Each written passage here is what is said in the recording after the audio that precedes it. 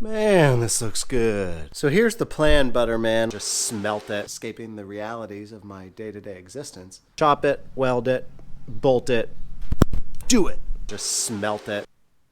What's up, guys, and welcome to another episode of Two Car Garage. I am so excited to have our Virago project back up on our lift. If you didn't see the last video, be sure you go back and check it out because it is an awesome one. We did a quick build. I call it a refresh and ride. We took a 2006 Honda Hornet 919, basically did all the mods all at once, went through the entire thing mechanically, got it good to go because I'm going to use that as a commuter bike. But now that that's finished, we have our Virago back up on the lift and we've got a lot to do to it. Now, so far, we have our front end from our GSX-R on. We have our tank mounted, we have our seat mounted, we have our electrical stripped. We have most of our hand controls sorted out. But what we still have to do is foot controls. So, among other things this episode, what I'd like to do is install our Cognito Moto rear sets, as well as linkages. So here's our shifter side. We have our rear set with the arm coming out the bottom, and that's adjustable, as you can see.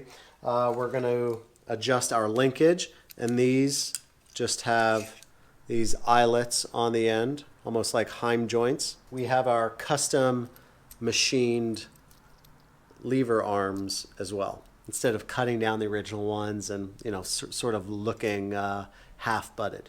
Now, one more thing that I also have to do is fix this kickstand. See how it's all the way down, but the bike is pretty much straight up and down. So because of this rear shock and the front forks, the whole bike is a little bit lower now. So we need to shorten this kickstand. You can buy adjustable kickstands, but what I think I'm going to do is just chop this foot off here and just move it up a few inches up to right below where the spring mount is. That way I don't have to get a different length spring. If that's still too long, then I'll have to chop it up even higher, get a shorter spring. So let's do that now. Chop it, weld it, bolt it, do it.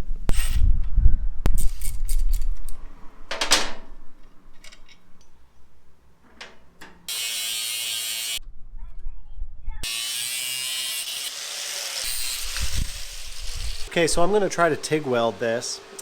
Here we have our base plate, our kickstand. I'm just going to try to weld it just like that, and then we'll put our support on. I chamfered the edge of this just a little bit, just so I can try to get some more penetration, really fill it up with metal. The only problem that I think I might have with this is the small fact that I don't know how to TIG weld.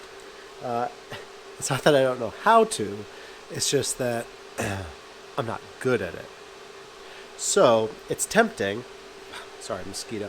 It's tempting just to take out my little, Lincoln 110 MIG welder and just smelt it and probably get no penetration, but I'll definitely, goober it up.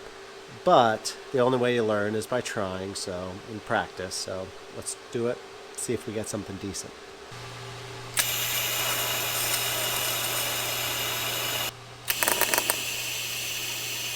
That's pretty good.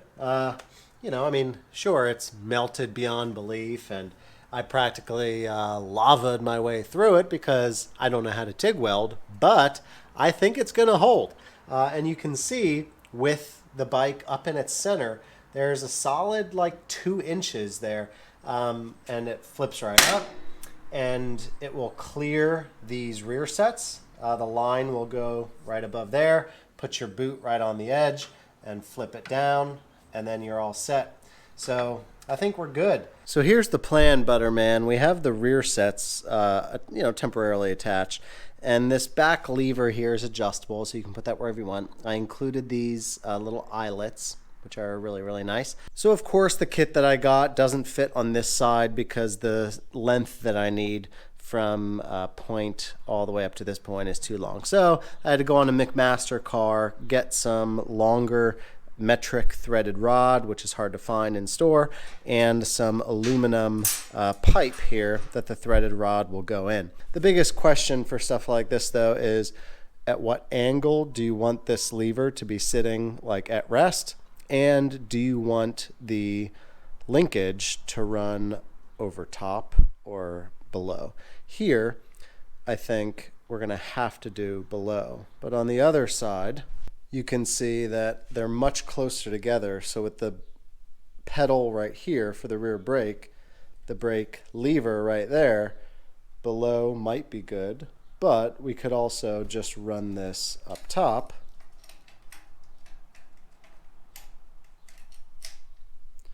Maybe something like that. Then the linkage will run up top. Yeah, I don't know. We'll see. You know, when I go inside after spending hours in the garage and my wife asks me what I accomplished or what I did, and I say, well, I took this little threaded rod and I screwed it into a couple eyelets. It seems a bit odd, right? Like, what did you do out there? What I want to say is, well, I was escaping the realities of my day-to-day existence. But in reality, the reason that this takes so long is because it's all figuring, right? Anybody could cut some threaded rod and screw it into some little heim joint eyelets. It's all the figuring that goes into it that's time consuming, and that's what you pay for, right? Not that you guys are paying to see these videos, but you know what I mean. That's where the time, that's where the money is. If you pay people to do stuff like this, it's in the figuring, because the figuring is the hard part. That's what takes experience. That's what takes wisdom. That's what takes a moderate level of intelligence. You know, emphasis on moderate. So with that being said, let's get to figuring. Let's work on this side first, the shifter side, because I think it'll be a little bit easier to determine how we want to set it up. Now you will notice these long studs where the factory foot pegs were. I'm going to have to chop down these and rethread. So I don't know what angle to put these at because I don't know what the seating position is and how it'll feel. So what I'm going to do is go to the lowest that I think it would be, which off of this lift is 9¼ inches. And then with this little bottle jack, I'm just going to hold it there. So now that's 9¼ inches off, and you can see how steep the angle is. Now I highly doubt that it'll be that steep and feel good, but we can always chop more rod off, because the more rod we chop off, the closer it draws the end and the higher this moves. So I think we'll take our measurement for the rod at this point and then just chop off 1/4 inch of rod at a time while we sit on it and see what feels good. It actually feels perfect. Like, this feels really good. So like I was saying, I knew that this exact angle would just feel perfect. That's why I set it up like this. You know, first try, why not?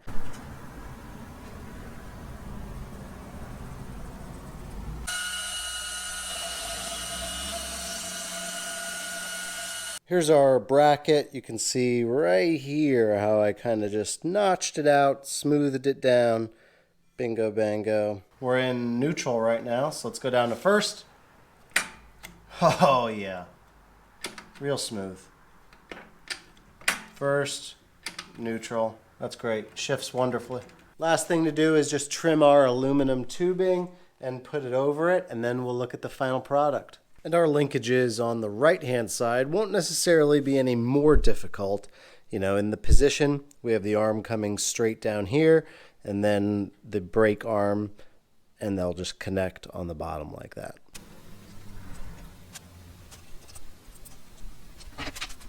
Man, this looks good. Look how nice and clean that looks. I put this side on the bolts inboard as well, and I think it looks a lot cleaner. I trimmed off this top here, so it was like that. Now it just looks nice and smooth and streamlined. You see more of that swing arm there, which is really cool. Linkages are nice and straight, and they operate perfectly. Now that the front end, the clip-ons, the seat, the tank, and the rear sets are on, we can get the actual riding position of the bike. Our kickstand is adjusted as well. We shortened it so it can lean down perfectly fine, and I'm not worried about it tipping over on the other side. So for the first time, let's swing our leg over it, get up on the bike, and see how it'll feel.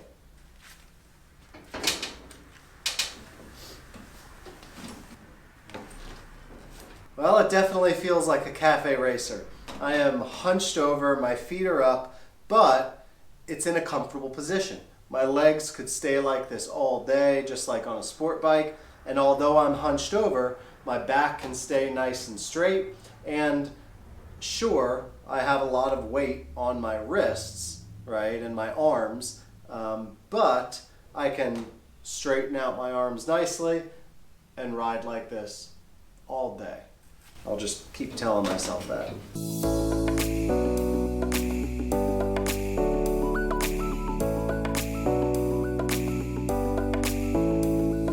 Well, our rear sets and foot controls are all finished up. It works great. It looks awesome. I'm really happy with it. Like I said, it looks simple when you're looking at it, but if you've ever built a motorcycle or if you've watched this video, you can see just how much figuring and little adjusting goes into getting it just right. Guys, please hit that subscribe button if you haven't already. We are up like close to 750 subscribers. This is awesome. Thank you so much for all of your support, for your comments. I try to read and respond to every single comment, so please leave one down below and hit that like button. I'll see you next time. Thanks.